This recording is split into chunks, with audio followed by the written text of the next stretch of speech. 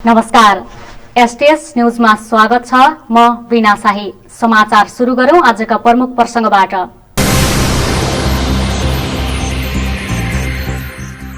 धनगढीमा रहेको मानव सेवा आश्रमलाई सहयोग गर्ने आश्वासन बढी भए पनि सहयोग भने कम।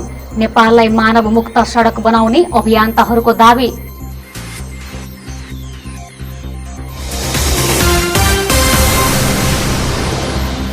कोरोना त्रासले बन्द भएको देवहरिया वनस्पति उद्यान अझै सञ्चालनमा आएन। अवलोकनमा आउने पर्यटकहरू गेटबाटै फर्कन बाध्य।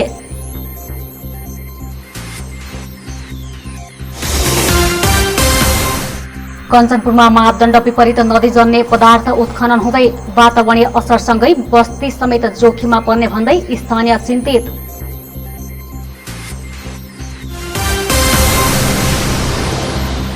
कञ्चनपुरमा सुदूरपश्चिम प्रदेश स्तरीय क्रिकेट प्रतियोगिता सुरु। लामो समयपछि खेलकुदका गतिविधि सुरु हुँदा खेलाडी उत्साहित।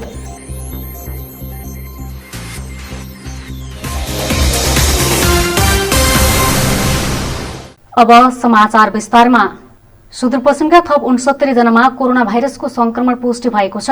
सेती प्रादेशिक अस्पताल प्रयोगशालामा शनिबार 261 नमूना परीक्षण गर्दा कैलालीका 34 र कञ्चनपुरका 30 सहित सुदूरपश्चिमका 69 जनामा संक्रमण पुष्टि भएको हो। अस्पतालका सूचना अधिकारी दिलीप कुमार श्रेष्ठले कैलालीको धनगढी महानगरपालिकाका थप 18 जनामा संक्रमण पुष्टि भएको जानकारी दिनुभयो। कैलालीकै टिकापुर नगरपालिकाका 8 जना, कैलाली गाउँपालिकाका 7 जना र गोदावरी नगरपालिकाका 1 जनामा समेत संक्रमण पुष्टि भएको छ। यस्तै कञ्चनपुरको भीमदत्त नगरपालिकाका 14 जना, शुक्लाफाटा नगरपालिकाका 10 जना, बेतकोट नगरपालिका र बेलौरी नगरपालिकाका 3 जनामा पनि संक्रमण पुष्टि भएको छ।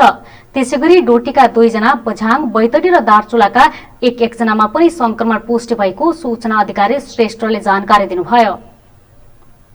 कञ्चनपुरको भीमदत्त नगरपालिकामा कार्यरत महिला स्वास्थ्य स्वयंसेविकाको अवकाश प्राप्तिपछि नगरपालिकाले 1 लाख रकम उपलब्ध गराउने भएको छ। स्वयंसेविकालाई नगरको स्वास्थ्य क्षेत्रमा पुर्याएको योगदानका लागि प्रोत्साहन स्वरूप नगद रकम प्रदान गरिने नगर प्रमुख सुरेन्द्र वैष्टले बताउनुभयो। भीमदत्त नगरपालिकामा 152 जना महिला स्वास्थ्य स्वयंसेविका कार्यरत रहेका छन्। महिला स्वास्थ्य स्वयंसेविकाले परिवार नियोजन, मातृ शिशु स्वास्थ्य प्रवर्धन, नवजात शिशु स्वास्थ्य प्रवर्धन, बाल स्वास्थ्य प्रवर्धन, पोषण सम्बन्धी स्वास्थ्य शिक्षा र परामर्श, सरुवा रोग तथा महिनावारी नियन्त्रण लगायत कार्यमा सघाउ पुर्याउँदै आएका छन्। सड़क मानवको उद्धार गरी व्यवस्थापन समेत गरिरहेको धनगढीको मानव सेवा आश्रमलाई सहयोग गर्ने आश्वासनका खात आउने भए पनि वास्तविक सहयोग भने प्राप्त नहुने भएको पाइएको छ। गत आर्थिक वर्षमा प्रदेशभरिका कुनै पनि स्थानीय तहको सहयोग प्राप्त भएको विवरण आश्रमसँग छैन। सड़क मानवको व्यवस्थापनको दायित्व लिनुपर्ने सरकारले नै संस्थालाई उनीहरूलाई उद्धारको अनुरोध गर्ने गरेका छन्। व्यक्तिहरूले रकम संकलन तथा सहयोग प्राप्त गरी सड़क मानवको व्यवस्थापन गरिँदै आएकोले समस्या हुने गरेको छ। मानवता जोगाउन मानव सेवामा समर्पित धनगढीको मानव सेवा आश्रममा विभिन्न स्थानीय तहहरूले सहयोग गर्ने आश्वासन दिने गरेको भए पनि सहयोग भने नआउने गरेको छ। उनीहरूले आफ्नो क्षेत्रका सडक मानवहरूको उद्धार गर्न अनुरोध गर्ने र त्यसको व्यवस्थापनका लागि सहयोगको आश्वासन दिने गरेको भए पनि आर्थिक वर्ष 2076-77मा कैलाली तथा प्रदेशका कुनै पनि स्थानीय तहले सहयोग गरेको विवरण मानव आश्रमसँग छैन। सो आर्थिक वर्षमा करिब 24 लाखको कारोबार गरेको मानव सेवा आश्रमले प्रदेश सरकारको सामाजिक विकास मन्त्रालयबाट प्राप्त भएको 6 लाख बाहेक अन्य सरकारी निकायबाट सहयोग प्राप्त नभएको जनाएको छ।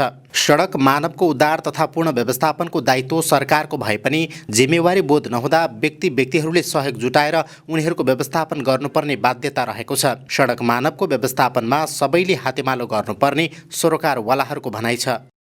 यसलाई सरकारले हेर्न पनि जरुरी छ। यसमा हेर्दाखेरि सामाजिक विकास मन्त्रालयको चाहिँ केही सहयोग चाहिँ यहाँ देखिन्छ र स्थानीय तहहरूको खासै त्यति चाहिँ देखिएको यसमा आएको चाहिँ पाइएन रहन्छ। सडकमा आउने मानव भनेको हाम्रो समुदायकै हो, हाम्रो स्थानीय तहभित्रै बस्ने मानवहरू नै हो। उहाँहरूको उद्धारको लागि, उहाँहरूको सेवाको लागि त्यो चाहिँ गर्ने पहिलो जिम्मेवारी चाहिँ त्यो सम्बन्धित स्थानीय सरकारको हो। समन्वय भएर अगाडि बढ्ने हो भने सहयोग हुन सक्छ। अझै पनि पत्रकारका तर्फबाट, पत्रकार महासङ्घका तर्फबाट उहाँहरूको संस्थालाई के कस्तो सहयोग आवश्यक छ हामी गर्न तयार छौँ। सबै तह तबका स्थानीय सरकार, प्रदेश सरकार, केन्द्र सरकार लगायत विभिन्न सङ्घ संस्था, समाजसेवी तथापि हामी विभिन्न सरकारी निकायका कार्यालयहरूको के कस्तो सहयोग रहन्छ सबैले आफ्नो ठाउँबाट चाहिँ सक्दो सहयोग गर्नेछौँ र मेरो तर्फबाट र मेरो संस्थाको तर्फबाट पनि हामीले के सहयोग गर्न सक्छौँ त्यो पनि यो संस्थालाई चाहिँ सहयोग रहन्छ भन्ने चाहिँ प्रतिबद्धता पनि जाहेर गर्न चाहन्छु। सुदूरपश्चिम प्रदेशमा 2 वर्ष अघि स्थापना भएको मानव सेवा आश्रमले हालसम्म 129 जना सडक मानवको उद्धार गरेको छ भने 39 जनाको सुखद पारिवारिक मिलन समेत गराएको छ। हालसम्म 9 जनाले देह त्याग गरेका छन्, 1 जनाको स्थानान्तरण गरिएको छ भने करिब 17 बढीले स्वावलम्बी बन्ने प्रतिबद्धता गर्दै घर फर्किएका छन्। हाल आश्रममा 3 बालबालिका, 16 महिला र 24 पुरुष गरी 43 जनाले आश्रय लिइरहेका छन्। राज्यले पूरा गर्नुपर्ने दायित्व व्यक्ति तथा निजी क्षेत्रहरूले पूरा गरिरहेकाले राज्य संयन्त्र बेखबर बन्न नहुने निर्माण व्यवसायी सङ्घ कैलालीका अध्यक्ष यज्ञराज उपाध्यायले बताउनुभयो। राज्यका विभिन्न अङ्गहरूले पनि यसको जिम्मेवारी नलिएको अवस्था छ। त्यसकारणले गर्दा आज निजी क्षेत्रबाट यसको जिम्मेवारीको बोध भएको अवस्था छ। यसका निमित्त हामी सम्पूर्ण अङ्गहरू निजी क्षेत्र होस् चाहे सरकारी निकायका विभिन्न यो निकाय हुन्, यिनीहरूको विशेष भूमिका रहेर मानव जगतलाई कसरी हामीले सुरक्षित राख्न सकिन्छ, कसरी उहाँहरूलाई अन्य किसिमको योगदान दिन सकिन्छ। जुन घरबार विहीन छन्, जुन टुहुरा छन्, जुन असहाय छन्, जुन रोगी छन्, जुन घरबाट तिरस्कृत भएका छन्, समाजबाट तिरस्कृत भएका छन्, त्यसलाई अपनत्व अपनाउनका निमित्त हामी सबैको योगदान रहनेछ। हाल महँगो भाडा तिर्नुपर्ने बाध्यताका बीच सञ्चालन भइरहेको मानव आश्रमलाई धनगढी उपमहानगरपालिका वडा नम्बर 15 का स्थानीयहरूले जग्गादान गरेसँगै भवन निर्माणको काम सुरु हुने भएको छ। मानवता हराउँदै गएको नेपाली समाजमा मानवता जोगाउन थालिएको अभियानलाई सफल पार्न तथा आश्रममा भएका अशक्त असहाय व्यक्तिहरूको उपचारका लागि 10 लाख रुपैयाँ विनियोजन गरेको सुदूरपश्चिम प्रदेश स्वास्थ्य निर्देशनालयका निर्देशक डाक्टर गुणराज अवस्थीले बताउनुभयो। हामीले चालु आर्थिक वर्षको कार्यक्रममा के न के यहाँ भएका मान्छेहरूको स्वास्थ्य उपचारदेखि अन्यमा सहयोग पुगोस् भनेर कार्यक्रम एउटा मागेका थियौँ, तर यहाँ जति चाहिने त्यति हामीले गर्न सकेनौँ। तर पनि स्वास्थ्य निर्देशनको तर्फबाट यहाँ भएका व्यक्तिको औषधि उपचार लगायत थुप्रै एउटा हाम्रो निर्देशिका छ, त्यो अनुसार सहयोग पुगोस् भनेर हामीले केही दिन अगाडि मात्रै यो संस्थालाई 10 लाख रुपियाँ चाहिने दिने भनेर सम्झौता एउटा गरेका छौँ। जे मैले गर्न सक्दिनँ, हामीले गर्नुपर्ने धेरै संस्थाहरूलाई छ, धेरैले स्वास्थ्यबाट आशा गरेका छन्, तर सबै थोक हाम्रो हातमा पनि हुँदैन। मानवीयताको संरक्षण र प्रचार प्रसार मात्र नभई नेपाललाई सडक मानव मुक्त गर्न अभियान थालिएको र मानव सडक मुक्त नभएसम्म अभियान जारी रहने मानव सेवा आश्रमका संस्थापक केन्द्रीय अध्यक्ष रामजी अधिकारीले बताउनुभयो। संस्थाको एकल प्रयासले निकै समस्या हुने गरे पनि सडक मानव मुक्त नेपाल बनाएर छोड्ने उहाँको दाबी छ। निरन्तर रूपमा हाम्रो यात्रालाई अगाडि बढाइरहनेछौँ र अब हाम्रो लगभग त्यो दिन नजिकिँदैछ। हामी 2078 को अन्त्यभित्र हामी नेपाललाई सहयोगापेक्षी सडक मानव मुक्त राष्ट्र भनेर औपचारिक रूपले निर्माण गर्न पाउनेछौँ। त्यो अवस्था बन्दैछ। अहिले सङ्घीय सरकार, प्रदेश सरकार र स्थानीय तहलाई पनि हामीले यो कुराको अनुभूति गराउन प्रयास गरिराखेका छौँ।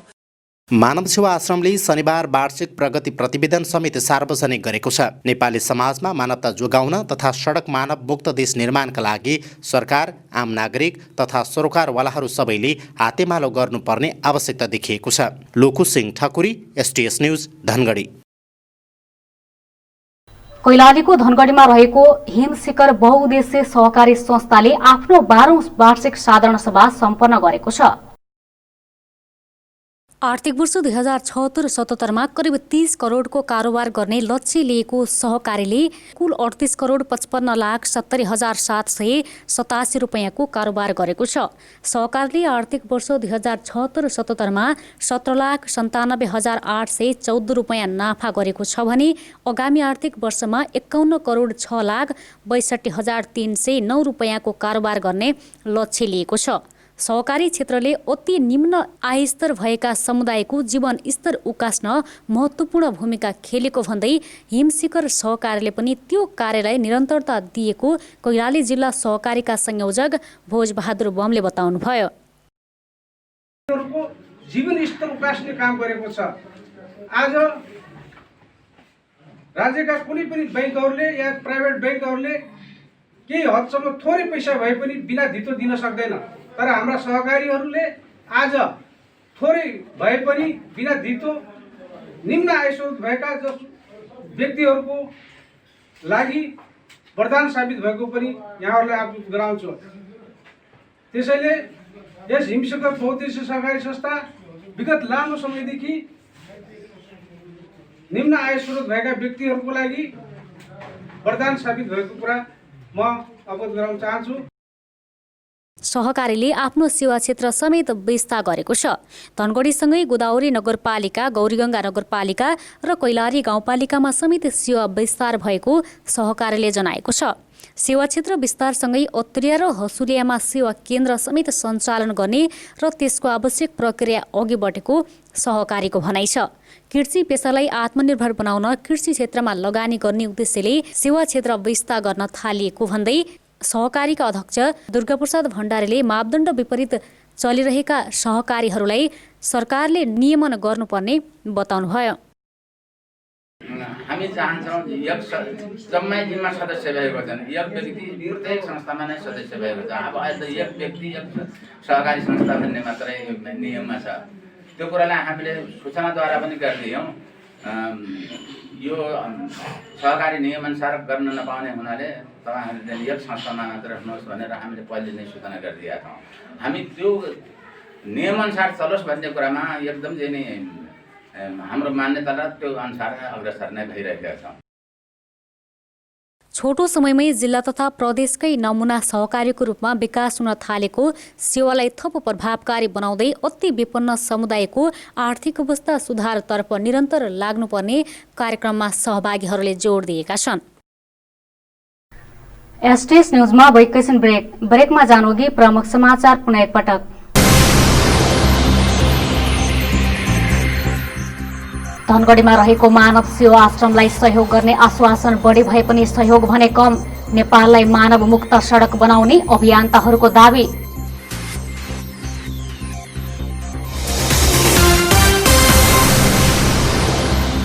कोरोना त्रासले बन्द भएको देवहरिया वनस्पति उद्यान अझै सञ्चालनमा आएन। अवलोकनमा आउने पर्यटकहरू गेटबाटै फर्कन बाध्य।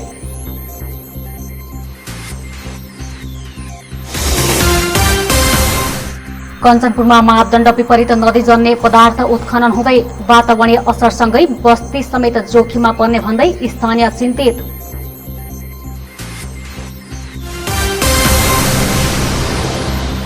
कञ्चनपुरमा सुदूरपश्चिम प्रदेश स्तरीय क्रिकेट प्रतियोगिता सुरु। लामो समयपछि खेलकुदका गतिविधि सुरु हुँदा खेलाडी उत्साहित।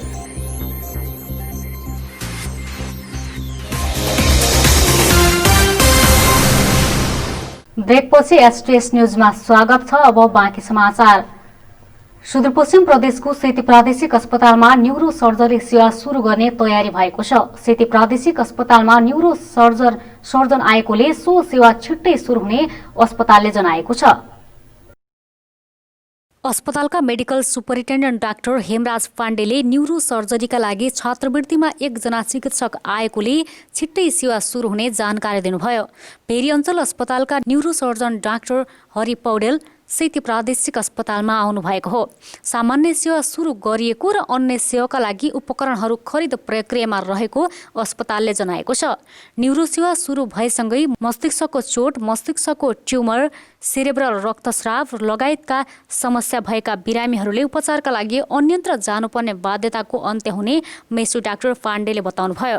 अहिले अस्पतालको आकस्मिक सेवाबाट 20 जनालाई सेवा दिइसकेको, टाउकोको 2वटा सफल अपरेसन पनि गरेको 2 साता अघि सेती प्रादेशिक अस्पताल आइपुग्नुभएका डाक्टर पौडेलले बताउनुभयो।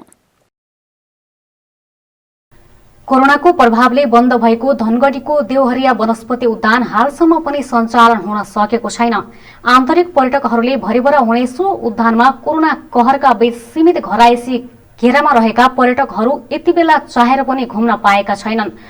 सरकारले पर्यटन क्षेत्रलाई केही सहज बनाएर सञ्चालनको अनुमति दिएको भए पनि देवहरिया वनस्पति उद्यान भने सञ्चालन भएको छैन। धनगढी उपमहानगरपालिका 7 मा पनि प्रमुख पर्यटकीय गन्तव्य स्थलका रूपमा परिचित वनस्पति उद्यानमा बन्द हुँदा अवलोकनका लागि आउने पर्यटकहरू गेटबाटै फर्किने गरेका छन्। जाखोर तालका नामले परिचित देवहरिया वनस्पति उद्यान कोरोनाको त्रासले बन्द गरिएको थियो। पछिल्लो समय केही सहज वातावरण भइसक्दा समेत सञ्चालन भएको छैन। धनगढीकै प्रमुख पर्यटकीय गन्तव्यका रूपमा रहेको वनस्पति उद्यानको अवलोकन तथा घुमफिरका लागि दैनिक सयौंको संख्यामा मानिसहरू आउने गरेको भए पनि उद्यान बन्द हुँदा गेटबाटै फर्कने गरेका छन्। सरकारले पर्यटन क्षेत्रका लागि केही सहज वातावरण बनाएको र अन्य विभिन्न सेवा सुचारू भएकाले पर्यटकीय क्षेत्र पुनः सञ्चालन गर्नुपर्ने घुमफिरकी लागि जाखुरताल पुग्नुभएका अत्तरियाका चिरञ्जीवी भट्टले बताउनुभयो। लकडाउन हुनाले चाहिँ सबै विद्यालयहरू बन्द छन्, खास गरी सबै विद्यार्थीहरूको पनि छुट्टी नै छ। अब त्यसैले केही छुट्टी छ भनेर घुम्नको लागि, समय बिताउनको लागि आए भनेर हामी यहाँ आएको, तर यहाँ चाहिँ गेटहरू चाहिँ बन्द गरेको छ, मतलब भित्र कसैलाई पनि जान दिएको छैन। अब पार्क एरिया भन्नाले ठुलो एरिया हुन्छ, मान्छेहरू अब भिडभाड टाँसिने त्यस्तो हुँदैन, दूर दूर पनि बस्न मिल्ने हुन्छ। तैपनि गेट बन्द गरेको छ, तैपनि सरकारले चाहिँ पर्यटक क्षेत्रहरूलाई खोल्न अनुमति दिएछ, घुम्न भित्र गएर घुम्न अनुमति दिएछ। तैपनि अब जोकरताल चाहिँ बन्द छ, अब यसलाई खोलिदिया भए चाहिँ राम्रो हुन्थ्यो। हाल दैनिक सरदर 200 मानिस यस क्षेत्रमा आउने गरेका छन्, तर उधान नखोलिएकाले अवलोकनकर्ताहरू वैकल्पिक मार्गको प्रयोग गरी प्रवेश गर्ने र समय बिताउने गर्न थालेका छन्। कोरोना कहरका बीच सीमित घेराभित्र बसेका आम नागरिकलाई निष्फिक्री घुमफिर र रमाइलो वातावरण मिलाउनु पर्ने जाखुरतालमै भेटिनु भएका नरेन्द्र बमको भनाइ छ। अब यता चाहिँ अहिले लकडाउनको कारणले पुरै पार्क बन्द गरेर राखेको छ। अब उता मेन गेटबाट आउन दिइरहेको छैन। अब हामी यताबाट आएको छु, यता पनि लखटिरहेको छन् है। अब यो थोरै न हुन्छ नि त, अब बाहिर सबै थोक चलिरहेछ, बस चलिरहेछ, सब चलिरहेछ, विदाउट मास्क छ होइन, कारखानाहरू चलिरहेछ। तर यो अब एउटा पार्कतिर घुम्न किन रोकबन्दी गर्ने, अब यही हो होइन, चालु हुनु पर्यो होइन, घुम्न दिनु पर्यो। एउटा अब यहाँ घुम्ने भनेको एक जम्मा भिड हुने त होइन, अलग अलग नै हुन्छ, 2 जना 3 जना है। यही भन्न चाहन्छु कि अब यस्तो स्थलहरूलाई चालु राख्नुपर्छ भन्ने है।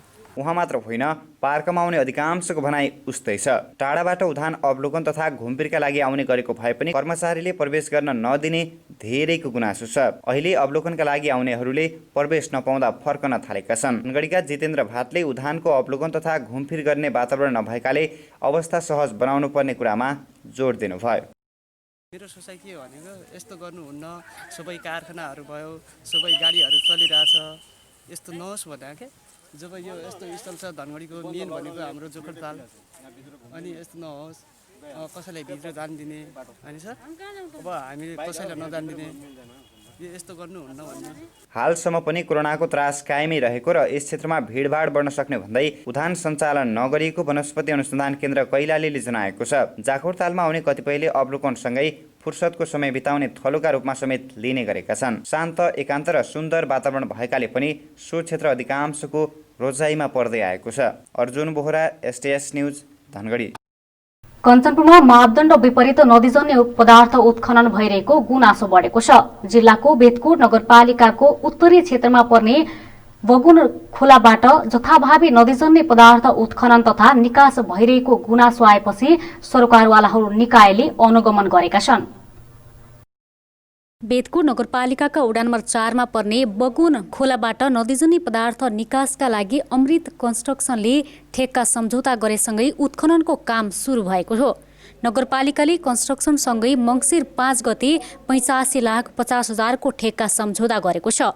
बगुन खोलाबाट ढुङ्गा, गिट्टी, बालुवा लगायतका नदीजन्य पदार्थ निकासको लागि गरिएको भए पनि तोकेको मापदण्ड विपरीत काम भएको स्थानीयहरूले गुनासो गर्न थालेका छन्।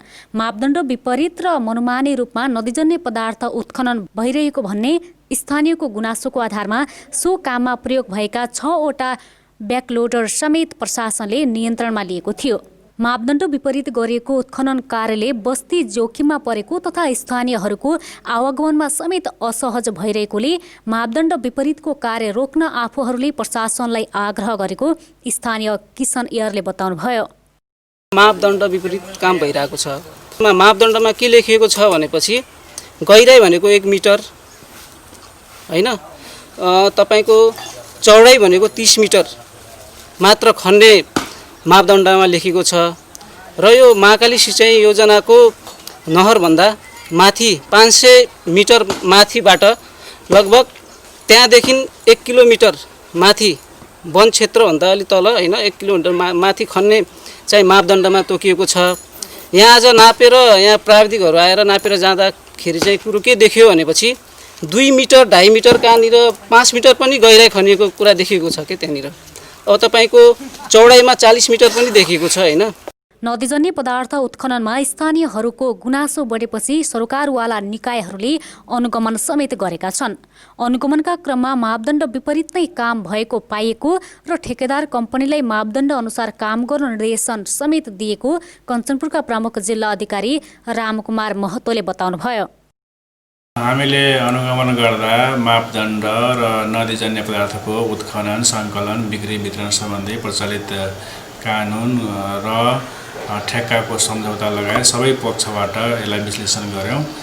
त्यसमा मापदण्डको पूर्ण रूपमा पालना नभएकै हो र यसै क्रममा हामीले 6 वटा भारी हेभी इक्विपमेन्टहरू नियन्त्रणमा लिएका थियौँ।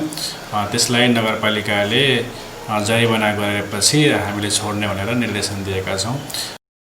यस्तै बेतकोट नगरपालिकाका प्रमुख अशोक कुमार चन्दले पनि अनुगमनका क्रममा नदीजन्य पदार्थ निकासमा कमजोरी देखिएको बताउनुभयो। EIA प्रतिवेदन तथा मापदण्ड र सम्झौता विपरीत काम नगर्न ठेकेदार कम्पनीलाई निर्देशन दिइसकेको र यसका लागि नगरपालिकाले कार्यविधि निर्माण गरेकोले आगामी दिनमा पनि मापदण्ड विपरीतकै काम भए कारबाही गरिने उहाँले बताउनुभयो। विगतदेखि नै के ट्रेन्ड थियो भने अब गाउँ घर नजिक भएका कारणले स्थानीय मानिसहरूले आफू खुसी जेसिबी प्रयोग मेसिन हाल्ने, आफू खुसी टिप्पर प्रयोग गर्ने।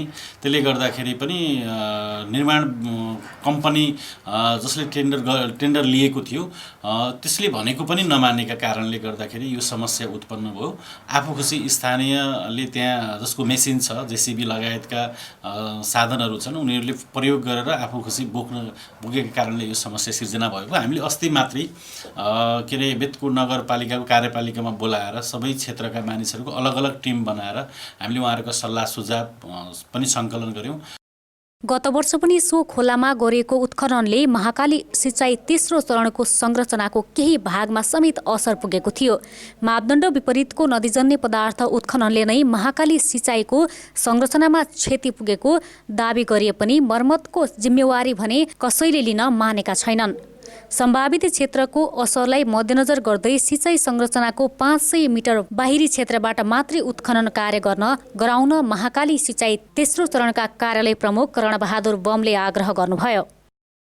हामी अनुगमनमा चाहिँ हाम्रो सिडिओ साहब सहितको टिम चाहिँ गएको हो होइन। त्यो चाहिँ अब जसरी ठेक्का लगाएको छ नि नगरपालिकाले त्यो अनुसार चाहिँ त्यो खनिरहला होला। अनि हाम्रो स्ट्रक्चरको कुरा के छ भनेपछि अब अघिल्लो वर्ष चाहिँ निर्माण भएको तपाईँको चाहिँ अब त्यो खोलामा चाहिँ त्यो कङ्क्रिटको चाहिँ जो हाम्रो कजोइ राखेको छ त्यसले चाहिँ हाइड्रोलिक जम्प गरेर चाहिँ अलिकति हाम्रो त्यो फोर्सले पनि फर्स्ट इयरमा बगाउँछ होइन। त्यो पछि त्यसको डाउन स्ट्रिममा पनि उत्खनन गरेर त्यसले पनि मतलब स्कोरिङ गरेर चाहिँ भत्किएको छ। दुइटै हाम्रो स्ट्रक्चरले पनि हाइड्रोलिक जम्प गरेर चाहिँ भत्काउँछ अनि अलिकति त्यो मतलब त्यो उसले पनि मतलब तलतिर चाहिँ जो बेड मेटेरियलहरू झिक्या छ नि त्यसको कारणले पनि भत्किएको हो। पछिल्लो समय चुरे लगायत चुरे भएर बग्ने खोलाहरूबाट निकासा गरिने नदीजन्य पदार्थमा देखेको मनोमानी तथा मापदण्ड विपरीतको कार्यले वातावरणीय सन्तुलनमा असर पर्नुका साथै कैयौं बस्तीहरू समेत जोखिममा पर्ने देखिएको छ। यस्ता कार्यबाट निकट भविष्यमा ठूलो क्षति सहनबाट बचाउन सरकारवालाहरूले समयमै ध्यान दिन र सचेत हुन जरुरी देखिन्छ। पशु चौपायामा लम्ती अर्थात् छाला सम्बन्धी नयाँ रोग देखिएको पशु चिकित्सकहरूले बताएका छन्। करिब 7 महिना अघि नेपालको पूर्वी क्षेत्रमा पशुमा देखिएको नयाँ रोग पश्चिमका कैलाली र कञ्चनपुरमा समेत देखिएको छ। भाइरल रोग भएकोले फैलन सक्ने जोखिम रहेको भन्दै पशुपालक किसानहरूलाई सावधानी अपनाउन पशु चिकित्सकहरूले आग्रह गरेका छन्। लम्ती रोग खोपबाट मात्रै नियन्त्रण हुने भए पनि विश्वमै खोप पद्धतिको विकास नभएकोले थप चुनौती भएको वरिष्ठ पशु विकास अधिकृत डाक्टर हेमराज अवस्थीले बताउनुभयो। यस रोगबाट पशुको मृत्युदर कम भए पनि उत्पादनमा भने निकै ह्रास आउने उहाँको भनाइ छ। छालामा घाउ खटिरा हुने, पस पिपहरू आउने, खास गरिकन भैँसीहरूलाई गाईहरूलाई ज्वरो आउने, नाकबाट सिगान बग्ने र चाहिँ नि मृत्युदर कम देखिन्छ, 1 देखि 10% भन्छौँ। तर यसले उत्पादनलाई चाहिँ नि एकदमै घटाउँछ। जस्तो कुनै दुध दिने गाई छ, भैँसी छ भन्यो भने यसले 80% देखि 100% सम्म चाहिँ उत्पादनलाई घटाइदिन्छ। खास गरिकन भाइरल भएको र विश्वमै यो नयाँ किसिमको एउटा सूचीकृत रोग भएको र विश्वमा अहिलेसम्म यसको खोपको प्रयोग गरेर खोप लगाएर नियन्त्रणको पद्धति पनि अवलम्बन नगरेको हुनाले हाम्रो लागि चुनौती छ। बिरामी पशुलाई ओसार पसार गर्दा तथा किरा फट्याङ्ग्राको टोकाइबाट भाइरस सर्ने भएकोले विशेष सावधानी अपनाउनु पर्ने विज्ञहरूको भनाइ छ। लम्ती रोग खोपबाट मात्रै नियन्त्रण हुने भए पनि नेपालमा खोपको अनुसन्धान बल्ल सुरु गरेकोले पशुपालक किसानहरूले गोठमा जाली लगाउने, पशु ओसार पसारमा ध्यान दिने लगायतका कुरामा ख्याल गर्नुपर्ने वरिष्ठ पशु विकास अधिकृत डाक्टर अवस्थीले बताउनुभयो। बचाउने उपाय भनेको यो कसरी सर्दछ भन्ने कुरा चाहिँ यसलाई जान्नुपर्ने हुन्छ। खास गरिकन रोगी पशुलाई ओसार पसार गर्दा भाइरसहरू एक ठाउँबाट अर्को ठाउँमा जान्छ। अर्को उपाय भनेको चाहिँ झिँगा, लामखुट्टे, भुसुना, मच्छर जस्ता किरा फट्याङ्ग्रा भनौँ न, इन्सेक्ट बाइटबाट चाहिँ यो रोग एक पशुबाट अर्को पशुमा सर्छ। अब बचाउने उपाय भनेको हाम्रो स्थितिमा खास गरिकन ओसार पसारलाई बन्द गर्ने, ट्रान्सपोर्टहरूलाई बन्द गर्यो भने भाइरसको स्प्रेड रोकिन्छ। अर्को चाहिँ अबको खोर गोठ कस्तो हुने त भन्दाखेरिमा आफ्नो पशुलाई इन्सेक्ट बाइटबाट, किरा फट्याङ्ग्राको टोकाइबाट बचाउनका लागि नेट भएको, जाली भएको गोठहरू बनाउँदाखेरि केही हदसम्म रोकावट गर्न सकिन्छ भने यसको अन्तिम चाहिने अस्त्र रामबाण भनेको खोप नै लगाउने हो। यो खोपका लागि यो भाइरसको प्रकृति कस्तो छ, कस्तो खोपले चाहिने यो भाइरसको विरुद्धमा काम गर्दछ भनेर केही अनुसन्धानको क्रम जारी छ।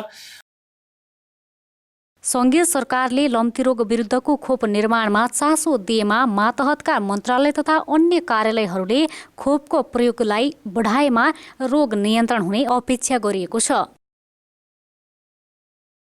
डोटीका ग्रामीण क्षेत्रमा रहेका कच्चे सडकहरूमा दुर्घटना बढेको भन्दै रातिको समयमा गाडी चलाउन बन्द गरिएको छ। जिल्लामा रहेका सबै ग्रामीण सडकमा रातिको समयमा गाडी चलाउन बन्द गर्नुपर्ने माग गर्दै विद्यार्थीहरूले प्रमुख जिल्ला अधिकारी भीमप्रसाद भट्टराईलाई ज्ञापन पत्र बुझाएका थिए।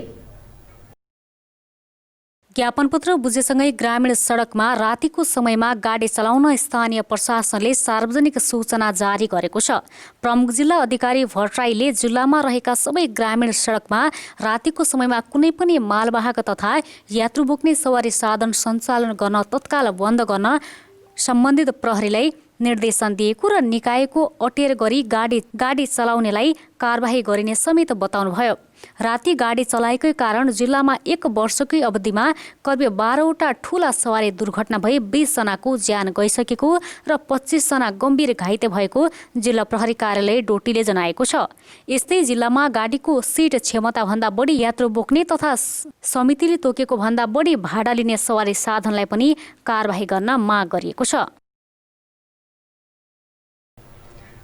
बैतडीको झुलाघाटमा सशस्त्र प्रहरीको सीमा निगरानी चौकी बीओपीको आफ्नै भवन निर्माण हुने भएको छ। यसका लागि रोयल खेमादेवी जेबीसँग 1 करोडको ठेक्का सम्झौता भएको सशस्त्र प्रहरीको नम्बर 51 गुल्म बैतडीका प्रमुख सशस्त्र प्रहरी नायब उपरीक्षक गणेश शाहले जानकारी दिनुभयो। चालु आर्थिक वर्षको असार मसान्तसम्म भवन निर्माण गरिसक्ने गरी ठेक्का सम्झौता भएको हो। ठेक्का सम्झौता भएर केही दिनभित्रै भवन निर्माण कार्य सुरु हुने तयारीमा रहेको र ब्यारेक तथा कार्यालय प्रयोजन हुने गरी 2 भवन निर्माण हुने सशस्त्र प्रहरी नायब उपरीक्षक शाहको भनाइ छ। झुलाघाटमा गत जेठ 10 गते बीओपी स्थापना भएकोमा हाल भाडाका भवनमा सशस्त्र प्रहरी बसिरहेको छ। सीमा सुरक्षाका लागि झुलाघाट सहित पञ्चेश्वर र शिवनाथको कुस्मौत घाटमा बीओपीको स्थापना भएको छ। कुस्मौत घाटमा पनि भाडाको भवनमा सशस्त्र प्रहरी बसिरहेको छ भने पञ्चेश्वरमा पञ्चेश्वर बहुद्देश्य आयोजनाकै घरमा बसिरहेको छ। सीमा सुरक्षाका लागि 24 घण्टा सुरक्षा दिने, सबै खाले सीमा अपराधिक क्रियाकलाप नियन्त्रण हुनुका साथै राजस्व चुहावट नियन्त्रण गर्ने उद्देश्यले बीओपी स्थापना गरिएका हुन्। बैतडीमा भारतसँग सीमा जोडिएको 61 किलोमिटर क्षेत्रफल रहेको छ। डोटीमा आज दिउँसो भूकम्पको धक्का महसुस भएको छ। भूकम्प मापन केन्द्र सुर्खेतले दिएको जानकारी अनुसार आज दिउँसो 1:36 डोटी र बझाङ जिल्लाको सिमानामा केन्द्रबिन्दु बनाएर 3.7 रेक्टर स्केलको भूकम्प गएको हो। भूकम्पले डोटी सहित सुदूरपश्चिम प्रदेशका विभिन्न स्थानमा धक्का महसुस गराएको छ। सुदूरपश्चिम प्रदेश स्तरीय प्रधानमन्त्री कप क्रिकेट प्रतियोगिता सुरु भएको छ। कोरोनाको त्रासले खेल क्षेत्र प्रभावित बनेको लामो समयपछि कञ्चनपुरमा क्रिकेट प्रतियोगिता सुरु भएको हो। कञ्चनपुरको महेन्द्रनगर स्थित कबडहलको खेल मैदानमा आजदेखि क्रिकेट प्रतियोगिता सुरु भएको छ। शनिबार सो प्रतियोगिताको संघीय सांसद डाक्टर दीपक प्रकाश भट्टले एक समारोहका बीच उद्घाटन गर्नुभयो। उद्घाटन समारोहमा बोल्दै संघीय सांसद डाक्टर भट्टले खेल क्षेत्रको विकास र खेलाडी उत्पादनमा सरकार गम्भीर र योजनाबद्ध ढङ्गले लागि परेको बताउनुभयो। हामीले लामो समयदेखि सुदूरपश्चिम प्रदेशबाट राष्ट्रिय खेलकुदका सबै खालका प्रतियोगिताहरूमा अग्रणी भूमिका निभाउँदै आएका छौँ। त्यस अनुरूपको खेलकुदका सुविधाहरू विकास गर्ने क्रममा त्यो चाहे प्रशिक्षण होस्, त्यो चाहे संरचना निर्माण होस्, भौतिक संरचना बनाउने कुरादेखि लिएर यसको व्यवस्थापन गर्ने कुरामा केन्द्रको सरकारको ध्यान नपुगेको अवस्था हिजो हामीले देखेका थियौँ। अब संघीयतामा गइसकेपछि हामीसित प्रदेशको तह छ, प्रदेशले पनि खेलकुदका क्षेत्रमा केही गतिविधिहरू अगाडि बढाएको छ। खेल क्षेत्र र खेलाडीले सरकारबाट प्राथमिकता नपाएको भन्दै नेपाल क्रिकेट संघका सुदूरपश्चिम प्रदेश अध्यक्ष हरि रेग्मीले राष्ट्रको गरिमासँग जोडिएको विषयमा सरकारले लगानी गर्न डराउन नहुने बताउनुभयो। स्थानीय तहमा खेललाई खासै महत्त्व नदिने प्रवृत्ति देखिएकाले आगामी दिनमा खेल क्षेत्रका लागि बजेटको व्यवस्था गर्न समेत उहाँले सरकारसँग आग्रह गर्नुभयो। अब हाम्रा थुप्रै ग्रासरुट लेभलका प्रतियोगिताहरूको क्यालेन्डरहरू सबै पछाडि धकिलिँदै गएका छन्। हामी यसमा चिन्तित छौँ। यसलाई कसरी अगाडि बढाउन सकिन्छ भन्ने बारेमा जिल्लादेखि क्यानसम्मका साथीहरू हामी छलफलकै क्रममा पनि छौँ र चाँडै नै यसले परिस्थिति सुधारोन्मुख हुँदै गएको खण्डमा हामी आफ्ना गतिविधिहरूलाई तीव्र रूपमा अगाडि बढाउने पनि म यहाँ प्रतिबद्धता जाहेर गर्न चाहन्छु। कोरोनाले प्रभावित बनेको खेलकुद क्षेत्रको गतिविधिसँगै क्रिकेट प्रतियोगिता सुरु हुँदा खेलाडीहरू समेत उत्साहित बनेका छन्। धेरै नै खुसी लागिरहेको छ, किनकि अब धेरै भयो हामीले मतलब क्रिकेट नखेले अब 1 वर्षै पुग्न थालिसक्यो भने यस्तो अफिसियल्ली म्याचहरू चाहिँ अहिले त्यो धेरै पछि फिल्डमा ब्याक हुन पाउँदा एकदमै रमाइलो लागिरहेको छ र अब एकदम इन्ट्रेस्टिङ म्याचहरू पनि आइरहेको छ। अब पिएम कपको लागि सबै जे होस् एकदमै खुसी छ हैन, खुसी छौँ किनकि धेरै लामो समयपछि खेल्न पाइरहेको छ हैन। उस्तै चाहिँ हामीहरू म्याचै खेलिरह हुन्थ्यो यता हैन, प्र्याक्टिस म्याचहरू, तर यो एउटा सिलेक्सन हैन, एउटा अगाडि खेल्नको लागि हैन गएर अब एउटा लेभलको गेम छ हैन, यो खेल्न एकदमै राम्रो लागिरहेछ हैन। आगामी पौष 3 गतेसम्म सञ्चालन हुने उक्त प्रतियोगितामा सुदूरपश्चिमका 8 टिमको सहभागिता रहेको छ। प्रतियोगिताबाट राष्ट्रिय टिमका लागि समेत खेलाडी छनौट हुने आयोजकले जनाएको छ। समाचार सक्नुअघि अन्तमा मुख्य समाचार पुनः एकपटक।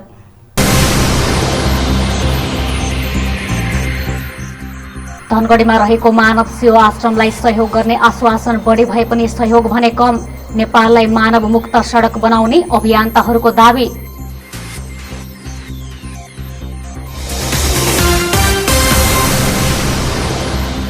कोरोना त्रासले बन्द भएको देवहरिया वनस्पति उद्यान अझै सञ्चालनमा आएन। अवलोकनमा आउने पर्यटकहरू गेटबाटै फर्कन बाध्य।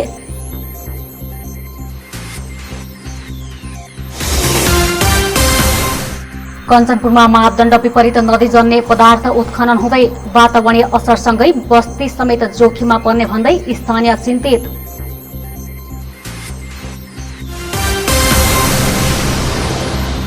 कञ्चनपुरमा सुदूरपश्चिम प्रदेश स्तरीय क्रिकेट प्रतियोगिता सुरु। लामो समयपछि खेलकुदका गतिविधि सुरु हुँदा खेलाडी उत्साहित।